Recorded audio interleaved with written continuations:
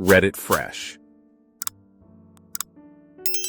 Am I the idiot for telling my girlfriend that if she's unhappy with the way her body looks in comparison to other women, she should come to the gym with me? Last year, I started going to the gym and I love it. Working out is now my favorite hobby. I look better, I feel healthier, I'm more confident in my body, and it's just been an improving factor. My girlfriend doesn't like working out. She's come along with me to the gym and she doesn't like it. I don't push it on her, but I would be happy to be able to share this hobby with her and improve ourselves together. Not to mention exercise is also an aphrodisiac, so I would love for her and I to work out more together. I follow a lot of fitness influencers on Instagram, Twitter, and TikTok, and some of them happen to be female. The majority are male, however a not small portion are women. I don't follow for a sexual reason, I just think any muscular physique is interesting and it introduces me to more workouts that I will sometimes incorporate into my routine. My girlfriend and I were in bed yesterday morning and I was scrolling through TikTok with her. On my FYP, there was a fitness influencer who was showing off her leg routine. I scrolled past it and in about 5 minutes 4 more female influencers showing off their bodies showed up and it was pretty much all asses. My girlfriend said that it's crazy how good their bodies look and that much she would love to be built like them. I thought this comment from her was a hint that maybe she would want to try out some stuff at the gym. So I said that if she wanted a body like that, she could start working out and that doing a lot of glute and leg exercises could give her the results she wants. I suggested that we could find her a trainer or if she wants it could just be us. I genuinely got excited to share this part of my life with her, but she was not into it. In fact, she was mad at me for suggesting she go to the gym. So mad that she got out of bed and went into our living room for the rest of the morning. When I asked her what I did wrong, she just said that I made her feel bad about her body. She then went back to her place when we were supposed to spend the day together after we both got off of work. I feel confused. I really don't see what I was doing wrong, and I feel like she kind of flew off the handle for no reason. Am I the idiot? Everyone sucks here.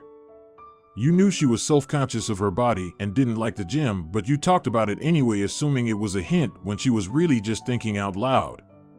You need to understand that sometimes you just need to listen rather than give advice, but she's also in the wrong for just complaining about it when she should realize she has some control over how her body looks. No idiots here. Just sounds like miscommunication. Your GF wanted to vent about having to constantly compare to perfect-looking bodies, not uncommon for at least some of these to be manipulated for social media either by the way, and you mistook that as willingness to do something about her body shape, which she then further mistook as a disparaging comment on her body. Happens all the time if you ask me. Just talk to her and explain what you've written here. Now, for the next story. Would I be the idiot if I started to refuse to pay for anything with my parents? Info: dinners are virtually always suggested and organized by my parents. As in, my parents are the ones that always pick the restaurant, make the reservation, and do all the ordering. More info: we live about 2.5 hours away from each other and meet in the middle for dinner, so going to each other's home for dinner isn't a realistic option. Even more info: I've tried in the past to order less and asked the waiter to give separate bills, but my parents told me I was being absurd and cheap. Another ADD: it's a tricky situation because in theory, my husband and I can afford it. The issue is that we'd much rather use that money to go on a date night ourselves, not go out to dinner with my parents at a restaurant of their choosing. So we could absolutely say, sorry, this isn't in our budget, can we pick a different place? But they'd know we're not being entirely honest. My parents, M+F in their early 60s, are wealthy. Their net worth is likely around $25 million. Whenever me, female 38, and my husband, male 40, do anything with them, they always split the bill 50-50ths, unless it's my birthday, in which case they pick up the bill, but grumble about it, half joking. We go out to dinner about once a month and it normally costs each couple $2.50, which is the average cost of a meal for two, with drinks, in our area. My husband and I do fine for ourselves, but are nowhere even close to as wealthy as my parents. We do not have substantive savings to speak of outside of a modest emergency fund and our 401ks. We recently bought a home that we're renovating, so our cash has been tighter than usual. We're also trying to prioritize saving because we're looking to have a baby soon. My parents are aware of this. I'm tired of splitting the bill with my parents given how much wealthier they are than my husband and me. Would I be the idiot if I stopped splitting the bill with them? They do not support us in any capacity, nor have they ever. I paid my own way through college and have never asked for money. Not the idiot. If you invite, then you should pay, or agree on a place mutually and agree to 2 different checks. If they do all the ordering and choose the place, then just offer to pay the tip, but nothing more. Put down a boundary. You're the idiot. Nobody owes you a free dinner. You aren't entitled to your parents' money. If they ask you to dinner, simply say, we actually have to cut back on these extra expenses right now since we are spending so much on the renovation and we are saving up to start our family. If they then offer to take you out anyway, then that is their generous decision. But if you just go to dinner and expect them to pay, then you're out of line. Now, for the next story. Am I the idiot for telling my mom that my niece should either stay at her house or take the couch? My daughter, 18, and I are visiting my mom for 2 weeks on Tuesday. She has a 3-bedroom house, her room and 2 guest rooms. When she booked our tickets, she told us that I'll get 1 room and my daughter will get the other. Yesterday she called me and said my niece, 18, is staying with her, so my daughter and I are going to share a room. I asked why my niece can't stay at her own house half a mile away, and my mom said that my niece has to share her room with her other grandma for 2 months and that grandma snores. I told her that she or grandma could sleep on the couch, and I was promised 2 rooms when she invited us, but all she said is plans changed so we could either deal with it or not visit. I said if my niece has to stay at my mom's house, she should take the couch since we were promised the rooms first, but my mom said no, we get a room and she gets a room, and she just wanted to be nice by giving me a warning that the sleeping arrangements changed. My mom already has problems with favoring this niece. She constantly goes out to eat with her niece, but is always too tired or wants to eat her food when anyone else suggests it. I've caught her slipping money to my niece, and I've seen my niece wearing what looks like heirloom jewelry that should be split between the kids equally. She always insists that it's fake and she got it off eBay, but I coincidentally haven't seen my mom wear those pieces / haven't seen them at all since my niece got her fakes. I also have a feeling my mom is paying for my niece's college, $40,000 per year after her scholarship, because she said her scholarship covers half. She works 10 hours per week. She said she isn't taking loans, and I know her parents can't afford to pay that much. She gave each of my kids $1,000 when they graduated and didn't help with anything else. I told my mom if she wants to keep blatantly favoring my niece by giving her what was supposed to be my daughter's room, we aren't going to visit. She said that's my choice and she knows where we stand. My older brother says I'm being a spoiled idiot, but my younger brother agrees that my mom shouldn't favor my niece and I'm right by refusing to visit. Am I the idiot for not visiting when she gave away my daughter's room? You're the idiot. Stop counting other people's money. Share the room or don't go. You don't get to decide what rooms to sleep in when you are a guest in someone's home. Why should the jewelry be split evenly if it is not yours to give? You're the idiot. Not for refusing to come over, but for how entitled you seem to be. Maybe your entitlement is the reason your mother is closer to your niece. Also, your mom is doing a good deed by helping pay for your niece's tuition, which is already partially cut down due to scholarships, as you yourself said her parents can't afford it. It is always nice to get stuff, but you shouldn't expect stuff you have no rights over. Now, for the next story. Am I the idiot for using the home office room for gaming when my girlfriend used it for 2 days? We live in an apartment with 2 bedrooms. The big one we sleep in, the small one we use as an office/gaming room. I have a huge desktop computer which I use both for home office once a week, while she hooks up her work laptop to the screens and uses it for home office 2-3x a week. The home office has one big desktop computer.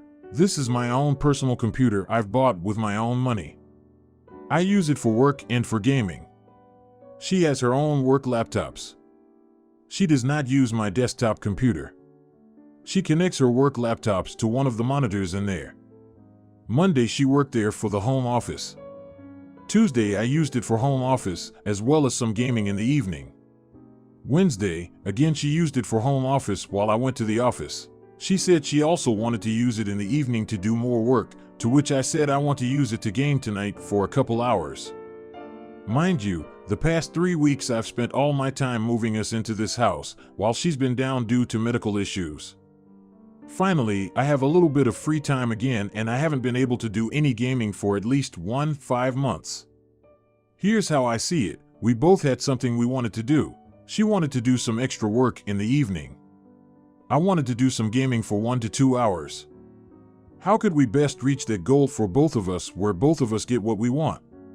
She has a laptop, very easy to just take that to the living room/bedroom, and I could get her monitor for her so she could work anywhere she wants. For me to unplug the desktop and other accessories, keyboard, mouse, and headset would be a lot of hassle compared to the little amount of work needed to set up her laptop literally anywhere in the apartment.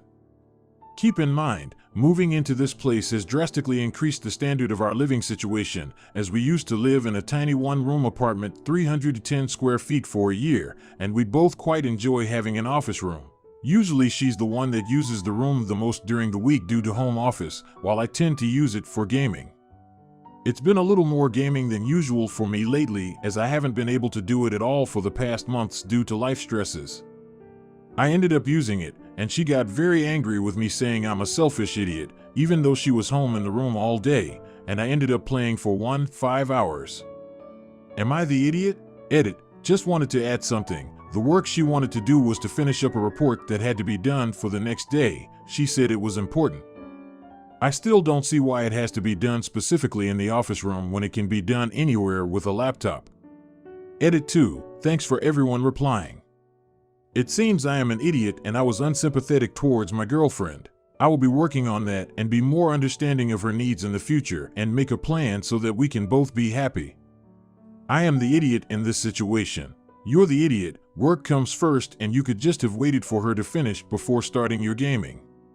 To avoid this in the future, maybe make a weekly schedule of who needs the room and at what hours. You're the idiot. You knew her report had to be done for the next day. That takes priority over your gaming, which isn't time sensitive, nor is it bringing in an income.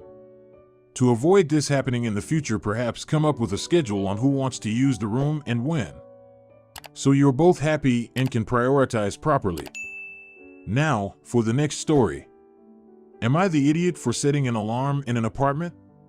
So I set an alarm every day from 8:30 to 9 a.m. in order to get up. The reason is I have difficulties waking up.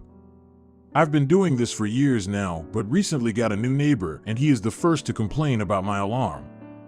At first he complained about it.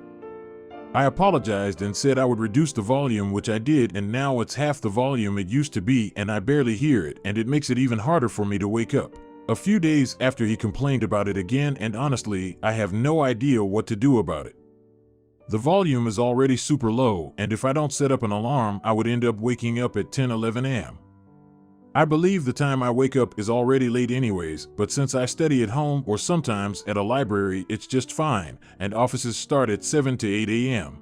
Anyways, he also complained to us when we had guests and our relatives had kids, which they were running around, but would be rude to tell the kid to sit down in front of his parents, and he came to complain exactly when the guests were here. On a note, we have guests once or twice a year since we are far from relatives. I'm honestly sick of him complaining all the time about things. Another neighbor of ours has kids and uses a bike in the house. Even though it makes noises, we literally told them it was fine and shouldn't worry about it, and compared to them, we literally make zero noises through the day. I'm either studying or gaming with a headphone, and my brother is on night shifts and sleeping through days. So am I the idiot for setting an alarm from 8:30 to 9 and should do things differently, or just ignore the guy at it? Some of the suggestions you made are pretty good, and I'm gonna try them if they are possible for me. I don't have access to Amazon, so can't find all of the suggestions you made, but so far vibrating alarms haven't worked, for I've slept through them 2 days and woke up around 11 a.m. This hurt my studies, but why? Some of the other suggestions you made were kinda ridiculous and in rude manners, but it's Reddit. Just sleep more, just go to bed earlier. Don't we all want to sleep more every day but have to wake up in the morning anyways? As for light alarms, most likely won't help and not worth the effort. Only thing I'm sensitive to is really loud noises. When someone calls me when I'm asleep, I wake up immediately because it's set on 100% volume. On top of that, I'm kind of used to sleeping with the lights on because I used to share a room with someone who had to study when I was asleep. Either way, thanks to everyone who took the effort to write a comment. Not the idiot. When you live in an apartment building / multifamily residence, it's normal to hear from your neighbors from time to time. I could see your neighbor being upset if you let the alarm go off for 30 minutes straight, but unless you're tap dancing nonstop, all day, every day, I think your neighbor has unreasonable expectations about noise levels. Not the idiot. I read the post and his comments, and I understand the "you're the idiot" votes, but I don't think it is in OP's control when they can wake up. Sometimes people don't hear alarms going off and don't realize how long the phone has been playing the alarm. Are there better methods to wake up? Yes. Does not using them automatically make OP the A? No.